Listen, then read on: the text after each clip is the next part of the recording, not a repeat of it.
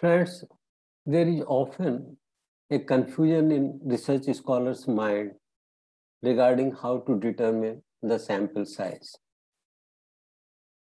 And this small presentation consisting of only 4 slides will tell you how sample size should be determined.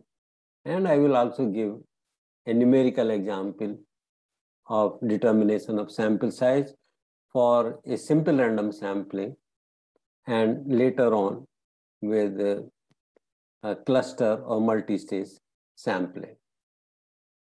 Friends, before you calculate your sample size, ask yourself whether your study is qualitative or quantitative. Because sample size in qualitative studies is not determined in advance. Sample size of qualitative studies depends on your judgment regarding whether you have explored the phenomenon in entirety, covering all stakeholders, all situations, and all dimensions to achieve theoretical saturation. You are the best judge regarding how many people should be interviewed and who should they be. And this decision is taken in the field, not in the office or not before leaving for the field. We can only talk of determination of sample size for survey design research or for experimental research. In one term, for scientific research in which the purpose is to test a hypothesis. Now, in surveys, it depends on 5 things. This is the main thing that I want to tell the students, that your sample size determination depends on a number of factors. 1, your prior estimates or guesses of the proportions or parameters. They may be in the form of mean or standard deviation or correlation coefficient or regression coefficient or anything. Your prior estimates or guesses of the proportions.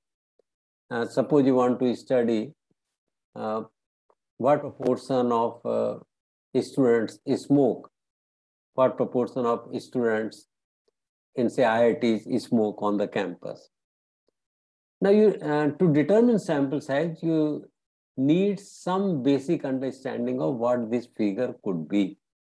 And that comes either from previous studies of similar types or from conducting a pilot study. So you need a prior estimate or guesses of the proportions or parameters. If you want to study fertility, average family size, you must have a prior estimate of average family size from previous studies or studies done in similar situations in which you are studying, or you yourself conduct a pilot study and estimates of parameters, mean, proportions, variances, etc. can be taken from that pilot study. Second factor is clarity about the possible variability in the data. You know that values or your measurements will vary from individual to individual. In the population, what is the measure of variability in your items? It may be expressed in the form of PQ in case we are dealing with proportions, or it may be expressed in the form of capital S square or variance, estimate of variance in the population. Third thing is effect size, or how much error in the results you are willing to tolerate. If you are willing to tolerate more errors in the result, you can afford to have a smaller sample.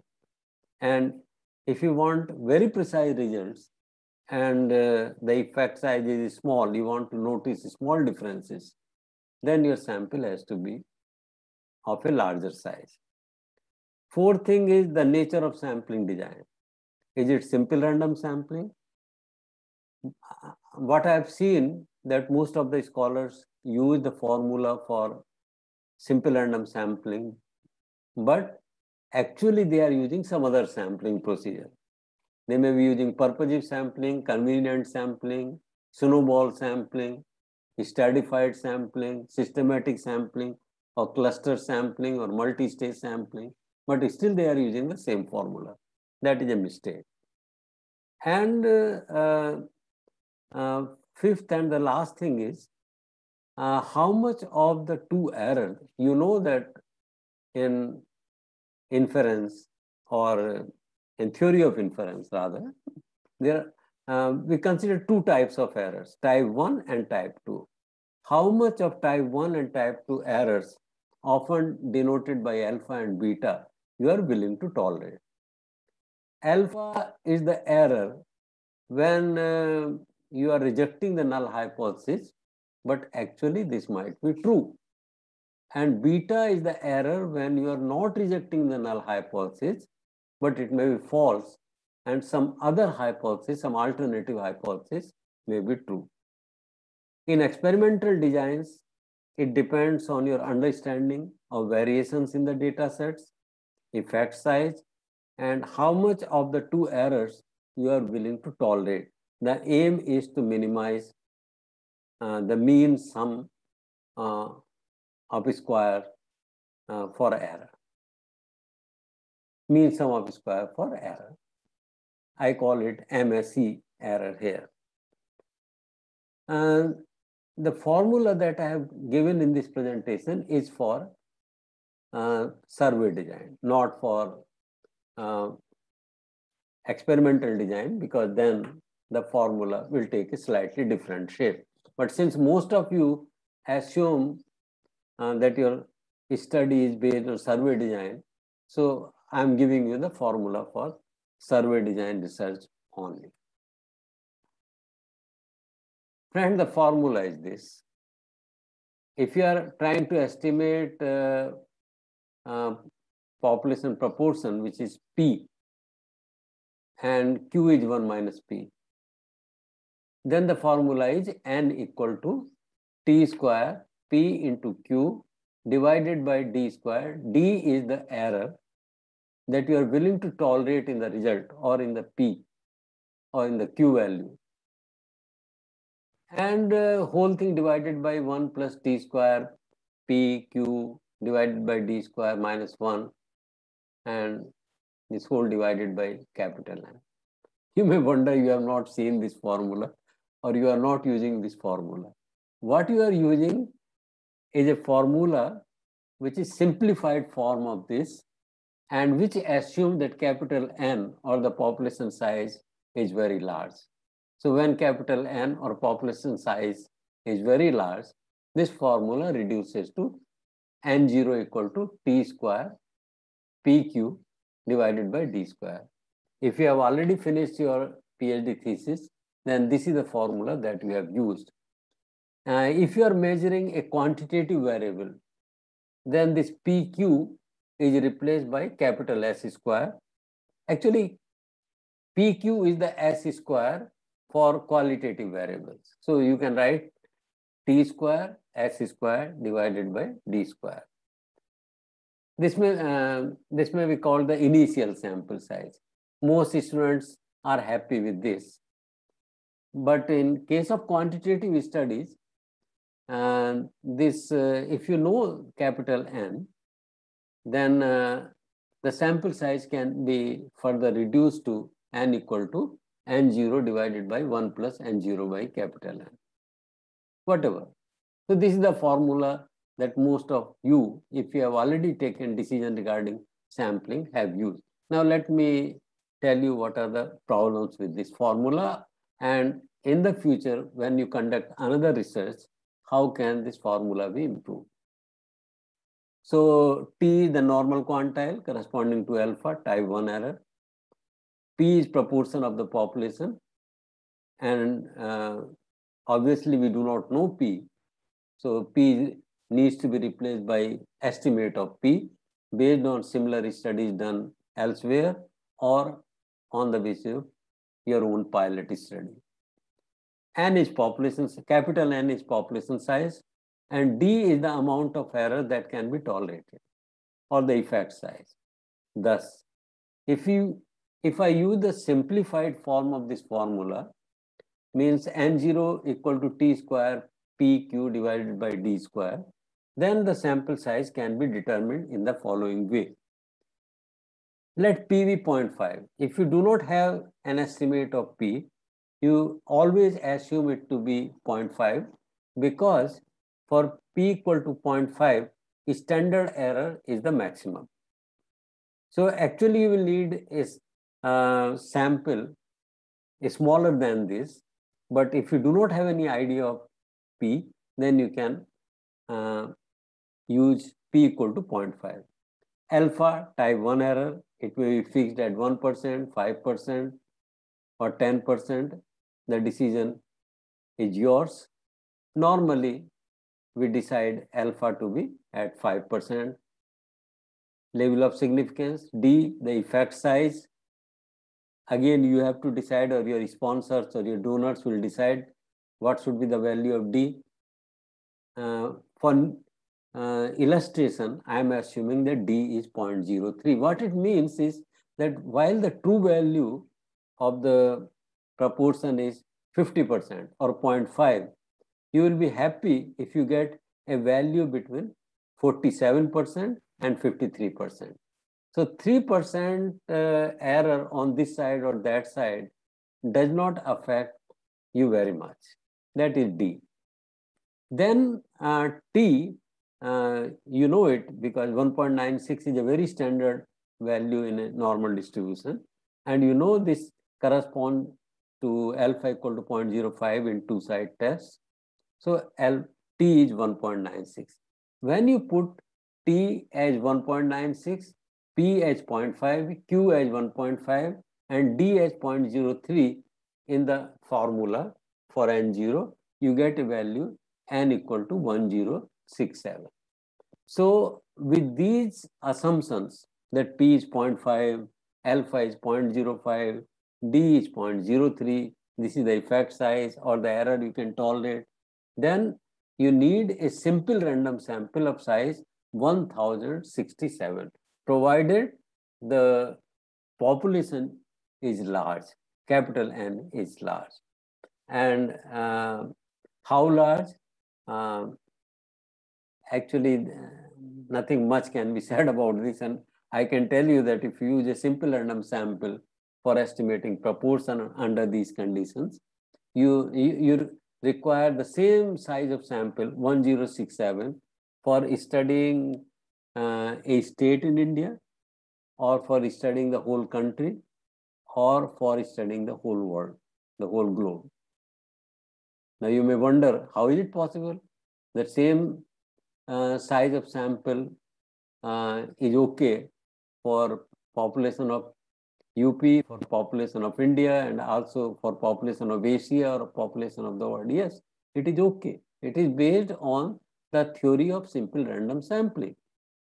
But collecting a simple random sample from a very large population like Uttar Pradesh state or India or the world would be extremely difficult, because for conducting a simple random sample,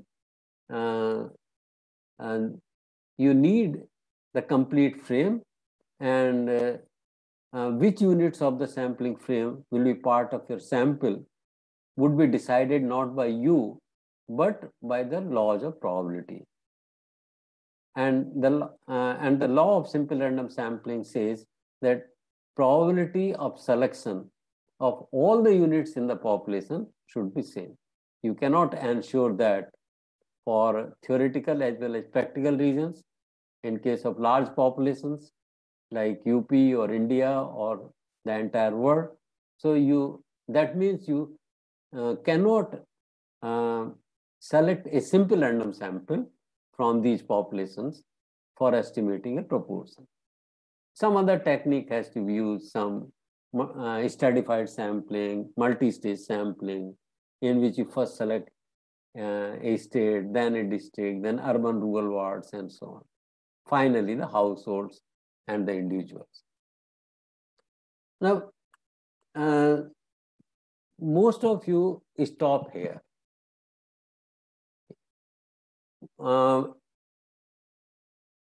I want to tell you that the sample size, a better sample size can be estimated if you consider both type 1 error and type 2 error.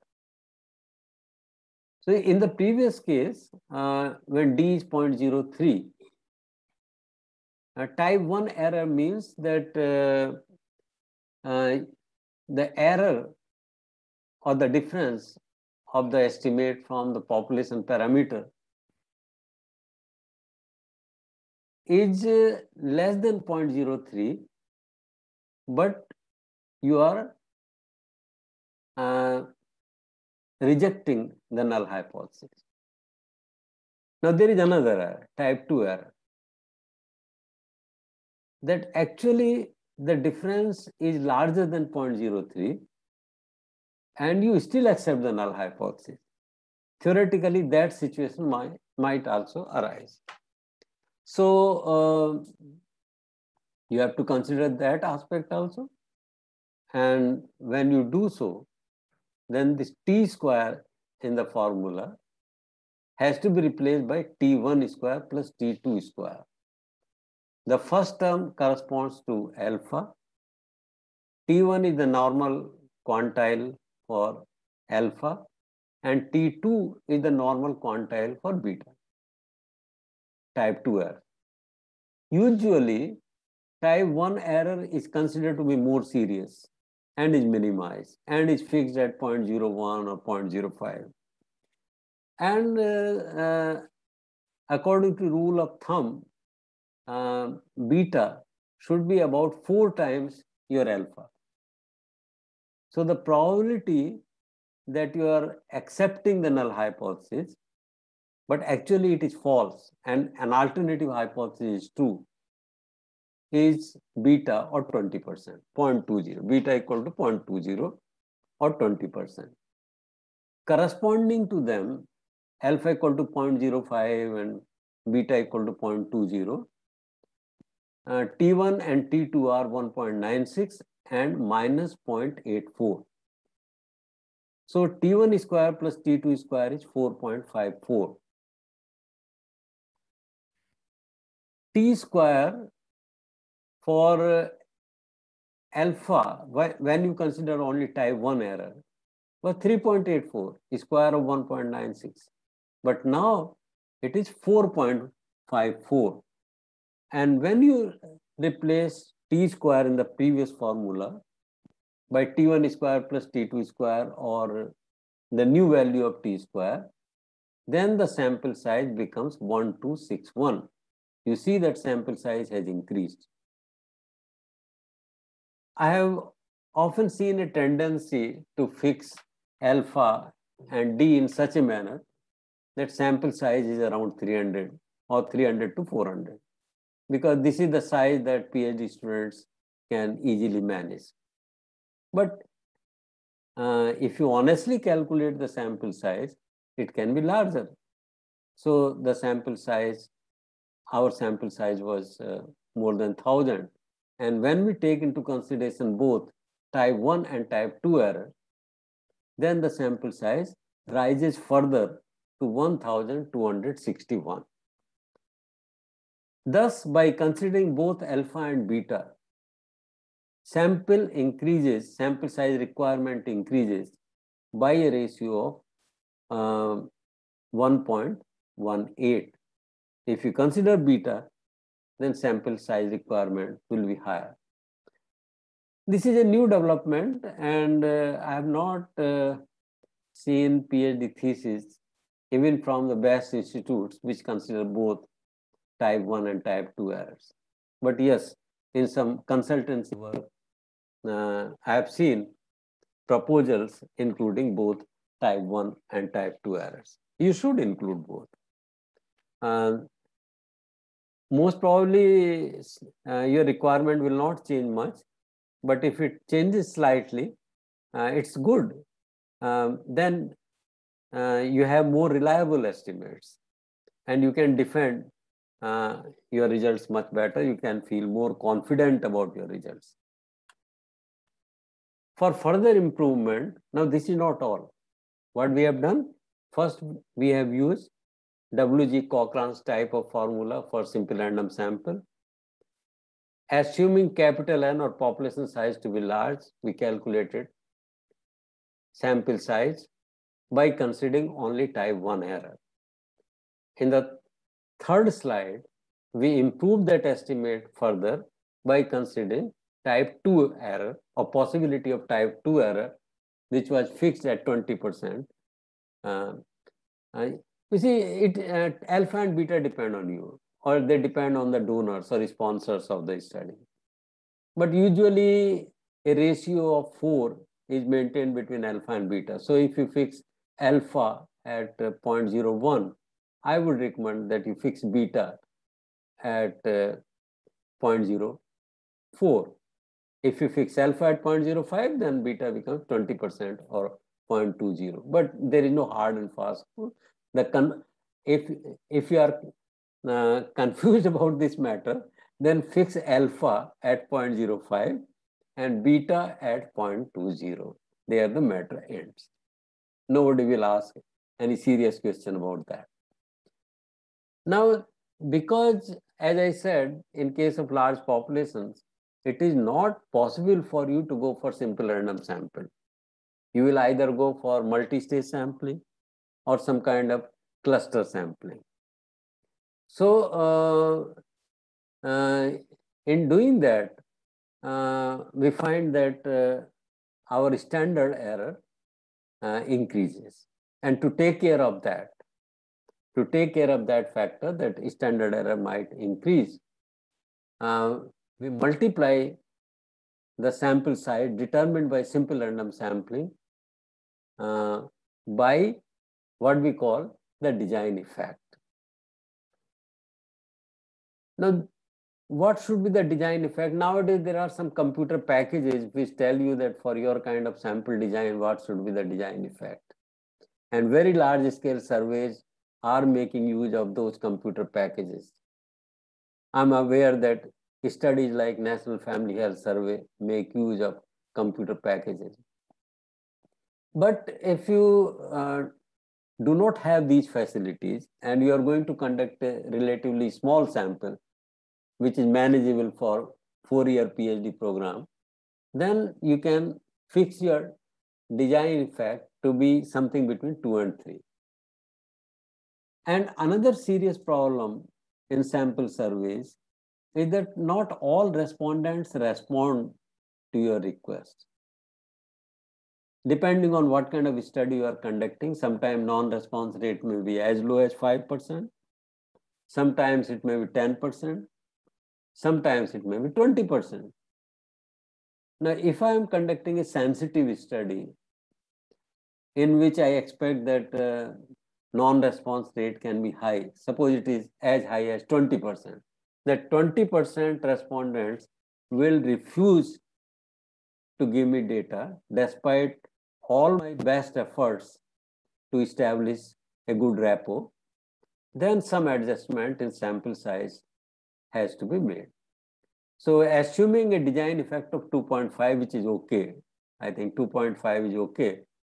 Some students who have used the idea of design effect, mostly in IIPS, International Institute of Population Sciences, have used design effect of 1.5 or 2. 2.5 is very good. With design effect of 2.5, the sample size should be the sample size that we calculated in the third slide, means 1261, considering both type 1 and type 2 error, and 2.5. Multiply 1261, the sample size, by 2.5, which is the design effect. And you have a sample size of 3152. Then the sample size is increasing because you are considering design effect, because your sample is not simple random. It cannot be simple random. In a large sample, In a large population, it cannot be simple random. And you may not be interested in simple random for the reasons of transportation, convenience, limitations of logistics, money, staff, etc. So with the design effect, your sample size rises to 3,152. If your non-response rate is less, if it is then sorry. Now this is with regard to design effect. If your design effect is less than 2.5, obviously your sample size requirement will also be less. If in place of 2.5 it is 0.25, oh, it cannot be 0.25. Design effect will not be less than 1. So, but just for the sake of argument, if it is 0.25, your sample design is so perfect that your design effect is 0.25, then you will need a sample of 1261 into 0.25 or 315.2 only, a smaller sample, because you have a better sample design than simple random, so you need a smaller sample. Now, considering the non-response rate, suppose your non-response rate is 20%, then you need to multiply your final sample, 3152 in our case, by 1 plus 0.20 or 1.20. Now, when you do so, then the minimum sample size becomes 3152 multiplied by 1.2 or 3782. It's a large sample now. If you want sample size that provides a reliable estimate, remember that 372, we arrived at this figure 372 because we want to estimate a proportion, or we want to draw inference regarding a quantitative variable, a measurement regarding some kind of mean, etc. We want some kind of mean or standard deviation. But actually, in your study, you will be studying not one thing, you will be studying several things. So ideally speaking, you must calculate sample size for all the items, and the sample size which is highest for any item should be selected. But for the time being, if you are considering only one variable, some proportion or some exact value and mean, etc., then friends, you are at least interested in comparisons. You want to compare males and females, urban and rural areas. So what you need is that you get reliable estimates separately for urban and rural areas, separately for males and females. And therefore, if you make two categories, for each category, you must have a sample of size 3782. And if you have two categories, urban and rural areas, or males and females, and you want to compare the figures between them, then the sample size has to be 2, because you have two categories multiplied by 3782 or 7564. Okay. That is the reason why in National Family Health Survey, sample size is constantly increasing in round 1, 2, 3, 4, 5. Sample size has increased. The reason is that in the first National Family Health Survey, the purpose was to obtain reliable estimates at the national level. But now in the National Family Health Survey 5, an attempt has been made to arrive at district level estimates. So what is okay? A simple random sample which is okay for a nation will not be okay for estimating figures at district level. And correspondingly, sample size will have to be increased. That's why now sample size runs into lakhs, because you want estimates. So I gave you the example of urban and rural areas. If you want reliable estimates for urban and rural areas separately, then this 3782 must be multiplied by 2, 7, and it becomes 7564. And if you further make two categories in each urban and rural areas, males and females, in each, males and females in urban areas, males and females in rural areas, separately, and you want reliable estimates separately for four categories, then this figure 7564 has to be multiplied by 2 again, and you will have a sample of size roughly 15,000. Now you may say, oh my God, the ratio of the new sample size, the 7564 to the original size is 7.09. So what I want to say is that when you use the formula for determining sample size as T square PQ by D square, and most of you have used this formula in your thesis, your estimates are not reliable. You must also consider the fact that you are, in practice, you are not going to use simple random sampling, one thing. So there will be some design effect, which will be more than one. You may like to fix it at 2 or 2.5 or 3. And there will always be some possibility of non-response. All the people you are going to contact are not willing to give you data. So you must also consider non-response rate. And when you consider type 2 error, when you consider design effect, when you consider non-response error, then your sample size becomes 7 times of what you initially thought should be okay. I suppose that these 4 slides clarify your doubts regarding sample size.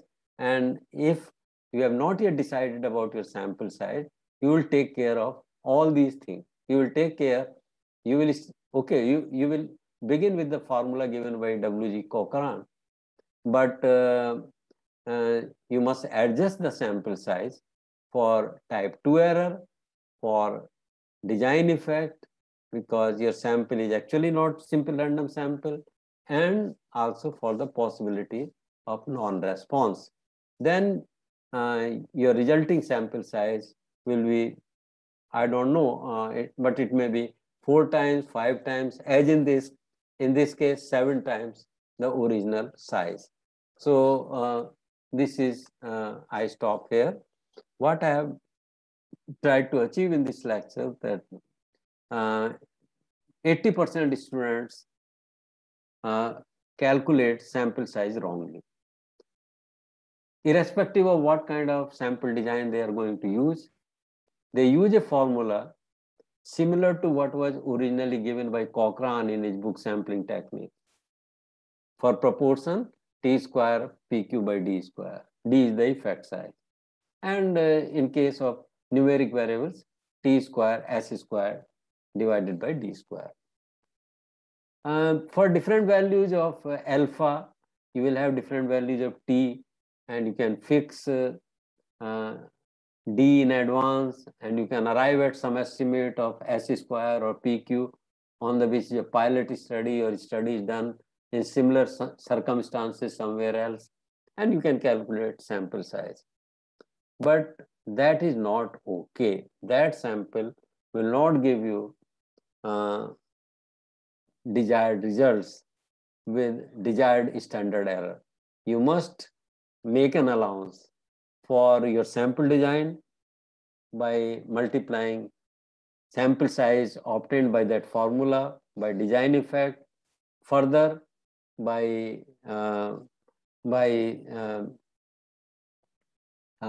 non-response. So if non-response rate is 10%, expected non-response rate is 10%, then you multiply your sample size by 1.1.